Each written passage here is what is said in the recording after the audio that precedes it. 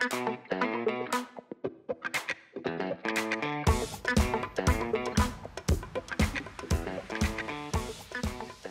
on a utilisé cette question-là qui était un enjeu fort de connaître les temps de travaux pour notamment le CNIEL qui finançait cette étude. Et on a utilisé deux méthodes, donc bilan travail d'une part et Aptimise d'autre part. Donc bilan travail sous forme d'enquête assez classique en élevage pour avoir un entretien en face à face avec les éleveurs et comprendre l'organisation du travail et capter justement des journées types et des temps.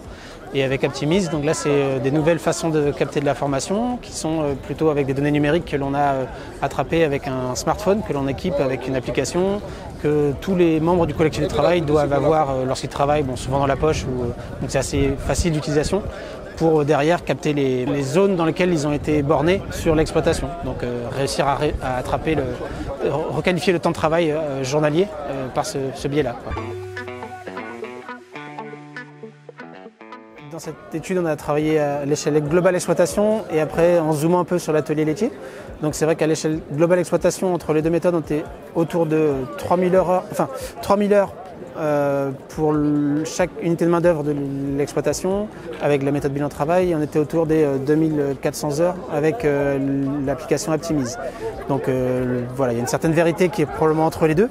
C'est vrai que les techniques et les méthodes d'enregistrement sont un peu différentes, mais ça permet en tout cas d'avoir des seuils pour pouvoir se comparer. Et si on zoome sur l'atelier laitier, on était plutôt, pareil, un rapport de 2400 heures pour les suivis bilan travail et 2000 heures avec Aptimise. Après, l'information qui était intéressante aussi par rapport à l'étude, c'était d'avoir les données par associé. Avec bilan travail, on était autour des 3200 heures et 2400 heures pour Aptimise. On avait ça un peu en tête aussi de faire un petit débrief à la fin. Ça a été plutôt un débrief où on leur a amené les conclusions et réactions un peu sur les temps de travaux par tâche, quelle que soit la méthode. C'est vrai que même si j'avais préparé des supports pour pouvoir capter un peu cette info, ils ne sont pas trop rentrés dans cet objectif un peu comparer les deux. Je pense que les deux ont été assez complémentaires et vécus de façon assez complémentaire pour les uns et les autres. Donc c'est après comment les conseillers derrière s'en empareront selon les objectifs ou de référence ou de conseils qui peuvent être assez variables.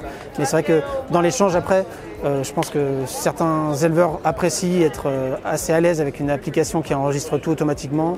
D'autres éleveurs qui eux sont peut-être plutôt contents d'avoir un temps d'échange pour expliquer aussi qu'est-ce qu'ils mettent derrière leur organisation. C'est pour ça qu'on reste assez convaincus que les deux ont une complémentarité et qui sera utile aussi à approfondir sur des échantillons plus larges, quoi. C'est-à-dire qu'il y a certains éleveurs malgré tout qui sont peut-être d'un profil assez gestionnaire et d'avoir de la donnée facile et de leur point de vue assez précise leur va. D'autres éleveurs, par contre, cette notion de marge d'erreur les importe pas beaucoup. Par contre, de comprendre, de savoir qu'est-ce qui les motive, qu'est-ce qui est pénible ou facile pour eux, pour agir, feront qu'ils privilégieront peut-être la méthode bilan travail par exemple, pour être dans l'action assez rapidement, quoi. Le temps d'une enquête et le travail sur un plan d'action qui découle. En fait, la méthode bilan travail, c'est vrai qu'elle date des années 90, elle a été utilisée de longue date sur pas mal de filières et de pays même aussi, parce qu'on l'a fait à l'international également, donc on a pas mal de recul derrière. Et ce qu'on voit, c'est qu'effectivement, le temps est à peu près équivalent quand on regarde un peu au niveau du collectif de travail. C'est plus ramené aux UMO associés. La charge de travail pour eux monte globalement. Après, ça dépend des filières et je ne peux pas peut-être là de tête sortir tous les chiffres par filière, mais il y a quand même une intensification qui se fait pour les associés, quoi.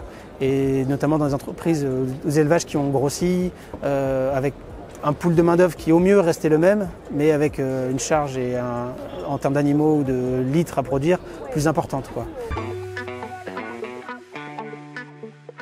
Le rapport est disponible auprès du CNIEL qui avait commandité cette étude.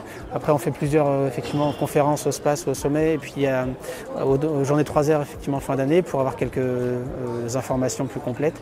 Et après, tous ces référentiels, l'idée c'est aussi de les compiler et puis de les rendre disponibles à tous les conseillers. Donc sur le site du RMT Travail en élevage également, il y a de la donnée.